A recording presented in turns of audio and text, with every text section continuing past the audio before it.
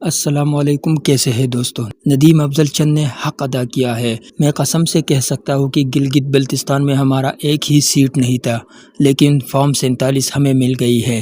میں طارق فضل چودھری سے کہتا ہوں کہ قوم سے معافی مانگیے، ٹی وی پر بیٹھ کر جھوٹ نہ بولا کرے۔ اختیار ولی نے آن ایئر کیا کہا جس پر بوال مچ گیا۔ آئیے اس انٹرسٹنگ ویڈیو کو آخر تک لازماً دیکھیے۔ چینل کو سبسکرائب نہیں کیا تو سبسکرائب کرے، شکریہ۔ اس وقت تو انڈین میڈیا تو 3-4 دن سے پاگل ہوا ہے، وہ تو چلا رہے ہیں، ایسے لگتا ہے جیسے کوئی قیامت ہو گئی بھی ہے ادھر۔ چند صاحب، آپ کی گورنمنٹ ہے، وہاں پرائم منسٹر آپ کا ہے، آپ لوگوں نے بین کر دیا۔ بہت سے لوگوں کا خیال ہے کہ بین شاید غلطی ہے، کیونکہ اگر بین نہ ہوتے، ان لوگوں کو ہم اپنے پروگرام سے بلا سکتے تھے، ہم ان کے بات کرتے تو دوسرا ویو پوائنٹ سامنے نظر آ جاتا، کون کتنا سچ بول رہا ہے، کون کتنا جھوٹ بول رہا ہے۔ جب آپ بین کر دیتے ہیں تو وہ سوشل میڈیا میں اپنی ایکو چیمبرز میں ایک بات پھیلائی جاتے ہیں۔ جس طرح اس وقت اگر آپ سوشل میڈیا دیکھیں تو آپ کو پتہ لگے گا 50 سے لے کے 150 لوگ وہ کہتے ہیں مار دیے، یہ گولی چلا دی، فلان کر دیا۔ بین اگر کرنا تھا تو کیا گورنمنٹ کو، آپ کی پیپلز پارٹی گورنمنٹ کو، پھر وہ حقائق سامنے نہیں لانا چاہیے تھا کہ اچھا جی انڈیا سے فنڈنگ ہوئی ہے، باہر سے فنڈنگ ہوئی ہے؟ بہت سے لوگ کہہ رہے ہیں کہ دیکھیں جی بین تو گورنمنٹ نے کر دیا نا۔ دیکھیں جی، ان کے پیپل پارٹی کی گورنمنٹ ہے، لیکن ان کے مطالبات جو تھے وہ فیڈرل گورنمنٹ سے زیادہ ریلیٹڈ تھے۔ جو فیڈرل گورنمنٹ نے پہلے ٹھیک کہہ رہے ہیں طارق فضل صاحب کے بہت سارے مطالبات ان کے منظور بھی کیے، ان کی گندم کی قیمت، بجلی کی قیمت، بڑے کئی جینون مطالبات بھی تھے، ڈیموکریٹک مطالبات بھی تھے، وہ منظور بھی ہوئے۔ کئی چیزیں میں سمجھتا ہوں وہ طریقہ کار ان کا غلط تھا۔ جہاں تک بین کا تعلق ہے، کہ میں تو جی بی میں مصروف تھا، ابھی سچی بات ہے میں اس کے اوپر پڑھ نہیں سکا کہ بیک گراؤنڈ کیا، کیونکہ مذاکراتی کمیٹی کا بھی طارق صاحب تو حصہ تھے، ان کو پتہ ہے اندر کیا باتیں، وہ باہر آئی نہیں ابھی تک، ڈیبیٹ نہیں ہوئی اس کے اوپر کہ کیا مذاکرات کے اندر ان سے کیا چیزیں طے ہوئی تھی۔ لیکن ایک چیز سے میں اتفاق نہیں کرتا طارق صاحب کی بات سے کہ اب بات چیت نہیں ہونی چاہیے، بات چیت ہونی چاہیے۔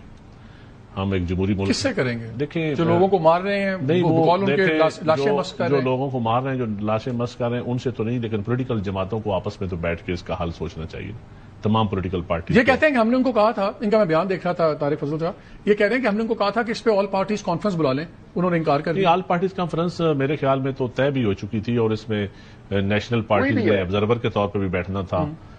رانا صاحب کا میں بیان سن رہا تھا، کہیں پہ طے بھی ہو چکی، پتہ نہیں کیوں نہیں ہوئی۔ آل پارٹیز کانفرنس تو طے ہو چکی تھی، نہیں ہو گئی، چند صاحب ہوئی ہے وہ آل پارٹیز تو کانفرنس۔ طارق صاحب یہ بتائیں، وہ چند صاحب تو کہہ رہے ہیں کہ ٹھیک ہے بات چیت ہونی چاہیے، آپ کے آل پارٹیز کانفرنس کا کیا فیصلہ ہوا؟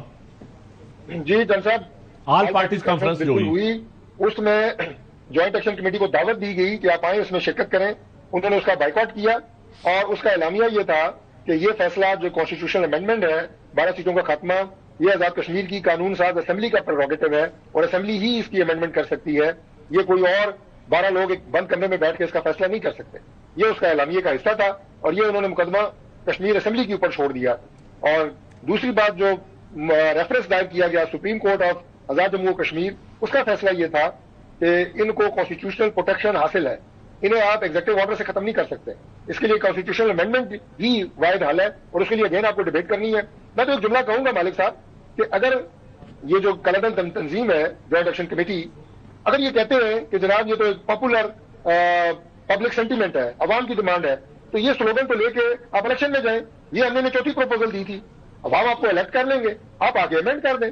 لیکن یہ کہ آپ سڑکوں کے اوپر اس طرح کی وائلنس کر کے تو آپ گورنمنٹ کو کہیں کہ وہ بو ڈاؤن ہو اچھا، جائے، مجھے کیونکہ طارق بھائی وہ ہیں نہیں، let me be the devil's advocate, وہ کہتے ہیں کہ جی 12 سیٹوں کا مسئلہ یہ ہے کہ وہ پھر اسلام آباد پنڈی بیٹھ کے فیصلہ کر دیتا ہے کہ کون سے 12 لوگ ہوں گے، تو وہ بالکل جیری مینڈرنگ ہو جاتی ہے، اور وہ جو 12 لوگ آتے ہیں وہ ریپرزینٹ نہیں کرتے ان کو، فیملیز کو جو وہاں کے مہاجرین ہیں، یہ تو ریاست کے وہ 12 ووٹ پکڑ لیتی ریاست ہماری اسمبلی میں، اور وہ اتنا بڑا چنک ہوتا ہے کہ جس طرح چاہیں آپ اس اسمبلی کو چلائیں۔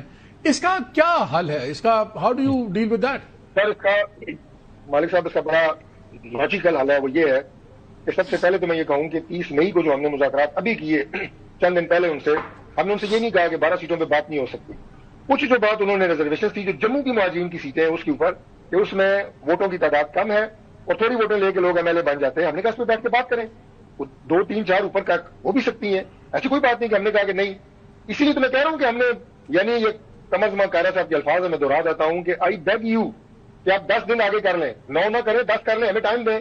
ہماری ساری سینئر قیادت جی بی میں ہے، وہ آ جائیں گے، ہم ان سے مشورہ کریں گے، تو ان پہ ہم کچھ آگے پیچھے کر لیں گے۔ یہ ہمارے، میں آپ کو بالکل کلیئرٹی سے بتا رہا ہوں۔ آپ لوگ کہتے ہیں کہ ایک سیٹ تھی، इनको 5 दिलवा दी गई जीबी में। देखें जो रवायात, ये बात ठीक है ये वैसे? जो रवायात है ना कि जिसकी फेडरल में गवर्नमेंट हो वो जीबी जीतता है या कश्मीर जीतता है, ये रवायत जीबी वालों ने, गिलगित बल्तिस्तान वालों ने खत्म कर दी और वहाँ पीपल्स पार्टी ने अल्लाह की मेहरबानी से बड़ी वाजिया मेजॉरिटी ली है। और इससे भी आप जो 19 सीटें थी जहां हमारा पहला या दूसरा नंबर था आउट ऑफ 24, इस वक्त जो रिजल्ट है, जो सीटें हमें हराई गई हैं, अभी भी देख लेना हमारा एक वो स्पीकर एक्स स्पीकर का हल्का है, उसमें वो दरियाओं को नाला जात में कोई पोलिंग स्टेशन चेंज किए गए, फरिश्तें चेंज की गई। हराई की किसने हरा दिया आप?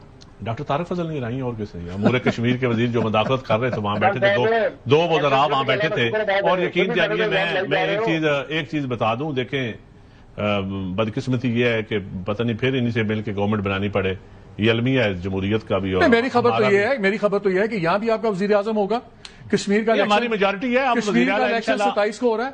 आपको जीबी और कश्मीर दे दिए गए हैं क्योंकि आपसे बजट के अंदर बड़ी चीजें इन्होंने लेनी है। वो कहते हैं गिव एंड टेक होता है, तो कश्मीर जीबी गिव हो गया और टेक हो गया। ये आप आवाम के मैंडेट की तोहिन कर रहे हैं। आप खुद कह रहे हैं 5 सीटें हरा दी हैं। बिल्कुल, मैं कहता हूँ इतनी सरकारी मदाखलत थी, जो सरकारी मदाखलत थी उसके बावजूद पीपल्स पार्टी ने मेजॉरिटी ली है और वहां 5 सीटें 20 वोटों से, 100 वोटों से, 90 वोटों से, अभी पोस्टल बैलेट नहीं आए तो अनाउंस पहले कर दी गई सीटें।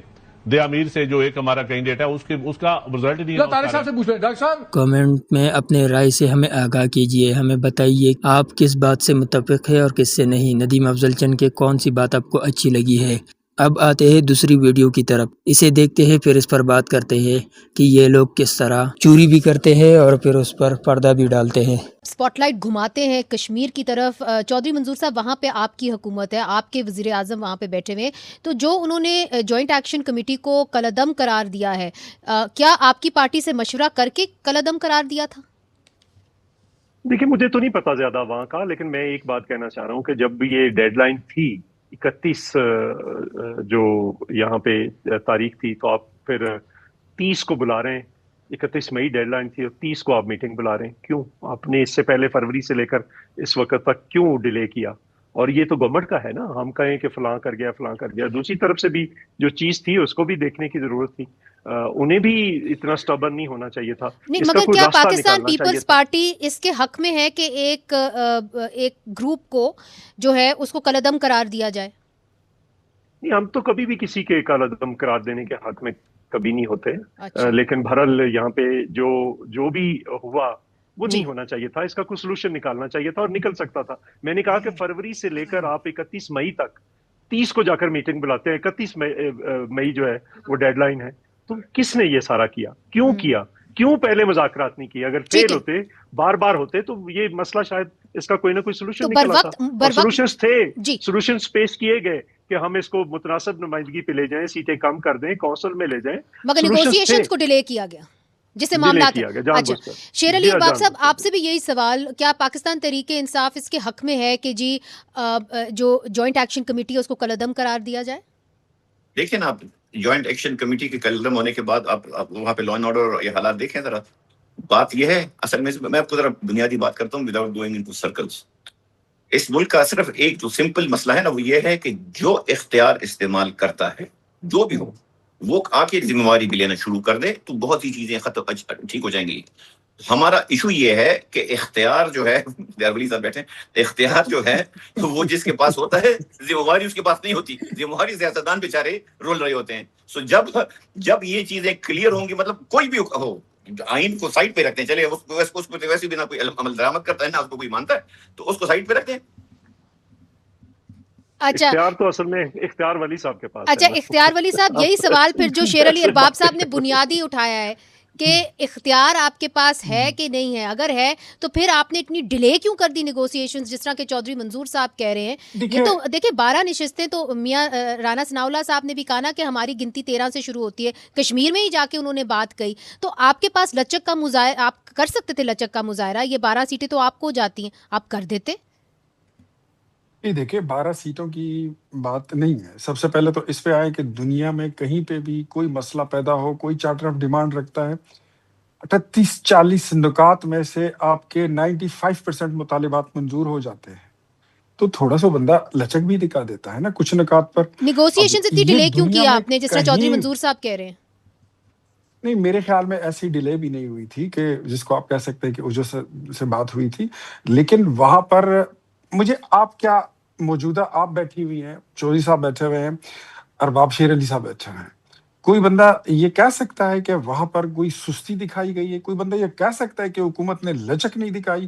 کوئی بندہ اتنا بتا دے آپ میں ڈیلے سے کی گئی، ڈیلے کہ ڈیلے دوسری اچھا بس دوسری کنکلوڈنگ طرف ریمارکس سے دے دیجیے اختیار صاحب، میرا دوسری پروگرام کا وقت ختم ہو گیا ہے جی۔ فروری مارچ اپریل دوسری طرف اور مئی سے 4 دوسری مہینے طرف سے چلے گئے، لیکن وہاں پہ مطلب جو جی دوسری بس طرف سے اس کو کنکلوڈنگ پہلے ریمارکس جانا دے کسی دیجیے نے اختیار صاحب، لچک سوری میرا نہیں، پروگرام ختم۔ میں یہی کہہ رہا ہوں کہ جو ان کی ایکشن کمیٹی ہے اس طرف سے کوئی 0% لچک بھی نہیں دکھائی گئی، وہ Right. لچک نہیں دکھاتے، تو دیٹس وائی ہم سمجھتے ہیں کہ یہ Right. ان کا اپنا ایجنڈا پھر نہیں۔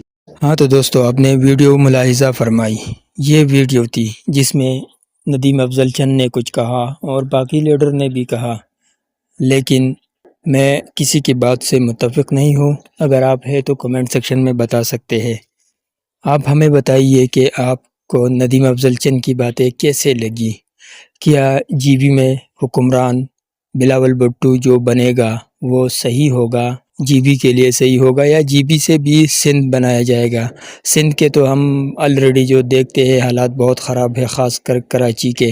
ایک بات بہت مشہور ہو گئی تھی کہ ایران پر حملے کے بعد امریکہ کراچی کے تصاویر دکھا کر دنیا کو بتاتے ہیں کہ ہم نے ایران کو برباد کیا ہے۔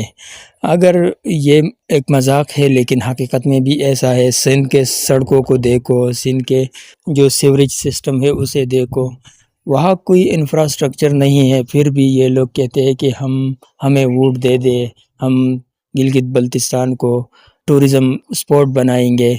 لیکن گلگت بلتستان کے لیے جو سب سے صحیح کام کیا ہے وہ تو عمران خان نے کیا تھا، گلگتی خود کہہ رہے ہیں۔